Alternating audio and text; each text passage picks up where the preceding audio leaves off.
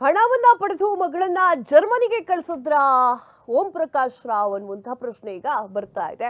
ಈ ಒಂದು ಆರೋಪಕ್ಕೆ ನಿರ್ದೇಶಕ ಅವರು ಕೂಡ ರಿಪ್ಲೈ ಅನ್ನು ಕೊಟ್ಟಿದ್ದಾರೆ. ಹಾಯ್ ಹಲೋ ನಮಸ್ಕಾರ, ನೀವು ನೋಡ್ತಾ ಇದ್ದೀರಾ ಜನತಾ ಟಿವಿ, ನಾನು ಕಾವ್ಯ ಹೆಗಡೆ.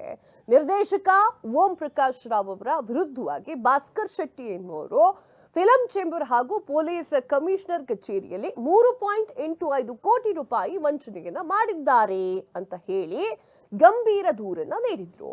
ಈ ಒಂದು ದೂರಿನಲ್ಲಿ ಹಲವರು ತಮ್ಮ ಆಸ್ತಿ ಮಾರಿ ಮತ್ತು ಮಗಳ ಮದುವೆಗಾಗಿ ಇಟ್ಟಿದ್ದಂತಹ ಹಣವನ್ನ ಫೆನಿಕ್ಸ್ ಸಿನಿಮಾಗೆ ಹೂಡಿಕೆಯನ್ನ ಮಾಡಿದ್ದಾರೆ ಅಂತ ಹೇಳಲಾಗ್ತಾ ಇದೆ. ಆದ್ರೆ ಓಂ ಪ್ರಕಾಶ್ ರಾವ್ ಅವರು ಈ ಒಂದು ಹಣದಿಂದ ತಮ್ಮ ಮಗಳನ್ನ ಜರ್ಮನಿಗೆ ಕಳಿಸಿದ್ದಾರೆ ಎನ್ನುವಂತಹ ಒಂದು ಗಂಭೀರ ಆಪಾದನೆಯನ್ನ ಮಾಡಲಾಗಿತ್ತು.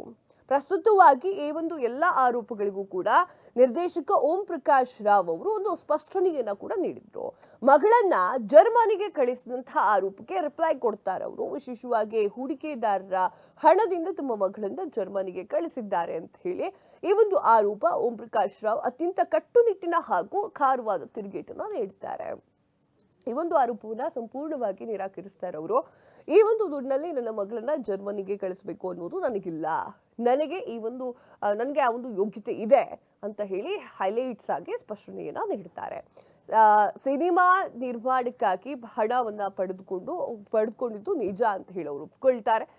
ಚಿತ್ರೀಕರಣ ವಿಳಂಬವಾಗ್ತಾ ಇರುವುದರಿಂದ ಈ ವಾತಾವರಣ ನಿರ್ಮಾಣವಾಗ್ತಿದೆ ಅಂತ ಹೇಳಿ ಕೂಡ ಅವರು ಹೇಳ್ತಾರೆ. ನಾನು ಆ ರೀತಿಯನ್ನು ಮಾಡಕ್ ಹೋಗಿಲ್ಲ. ಓಂ ಪ್ರಕಾಶ್ ರಾವ್ ಅವರು ಹೇಳಿರುವಂತಹ ಉತ್ತರ, ನಾನು ಆ ರೀತಿಯನ್ನು ಮಾಡಕ್ ಹೋಗಿಲ್ಲ.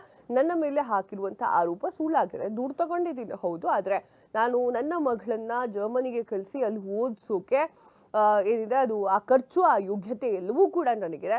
ನಾನು ಹೇಳಿದೆ ಪ್ರಾಬ್ಲಮ್ ಸಾಲ್ವ್ ಆಗ್ತಾ ಇದೆ, ನೀವು ದುಡ್ಡು ಕೊಟ್ಟಿಲ್ಲ ಅಂತ ಹೇಳಿದಾಗ ನಾನು ಮಾತನಾಡೋಕ್ಕೂ ಹಕ್ಕಿದೆ. ನಾನು ಆ ಥರದಲ್ಲೂ ಕೂಡ ಹೇಳಿಲ್ಲ.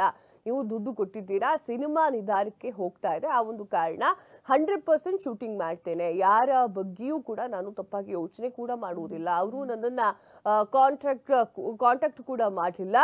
ನಾನು ದಿನ ಬೆಳಿಗ್ಗೆ ಆದ್ರೆ ಇಲ್ಲೇ ಎಲ್ರಿಗೂ ಸಿಗ್ತಾ ಇರ್ತೀನಿ, ಎಲ್ಲರ ಕಾಲ್ ಕೂಡ ನಾನು ಅಟೆಂಡ್ ಮಾಡ್ತಾ ಇರ್ತೀನಿ. ನಿಮ್ಮ ಡ್ರಾಮಾದ ಮಾತುಗಳು ನಾನು ಯಾಕೆ ಹೊಣೆಯಾಗಬೇಕು, ಅದನ್ನ ನಾನು ಒಪ್ಕೊಳ್ಳೋದೇ ಇಲ್ಲ. ಏನೇ ಆದ್ರೂ ಕೂಡ ಏನೇ ದುಡ್ಡು ಕೊಡಬೇಕು ಅಂದ್ರೂ ನಾನು ಸಿನಿಮಾ ಕಂಪ್ಲೀಟ್ ಮಾಡ್ಕೋಬೇಕು ಅಂತ ಹೇಳಿ ಓಂ ಪ್ರಕಾಶ್ ಅವರು ರಿಟರ್ನ್ ಹೇಳ್ತಾರೆ. ಅಂದ್ರೆ ಗಂಭೀರ ಆರೋಪಗಳು ಬಂದಿತ್ತು, ಅದಕ್ಕೆ ಇಲ್ಲ ಅಂತ ಹೇಳಿ ಅಲ್ಲಗಳಿತಾರೆ. ಇನ್ನು ಸಿನಿಮಾ ಲೇಟ್ ಆಗ್ತಾ ಇದೆ, ಅದಕ್ಕೆ ನಾನು ಹೊಣೆ ಆಗ್ತೀನಿ. ನೀವು ನನ್ನ ಹತ್ರ ಮಾತನಾಡದೆ ಬೇರೆಯವ್ರ ಹತ್ತಿರ ಮಾತನಾಡಿದ್ರೆ ಪ್ರಾಬ್ಲಮ್ ಸಾಲ್ವ್ ಆಗಲ್ಲ.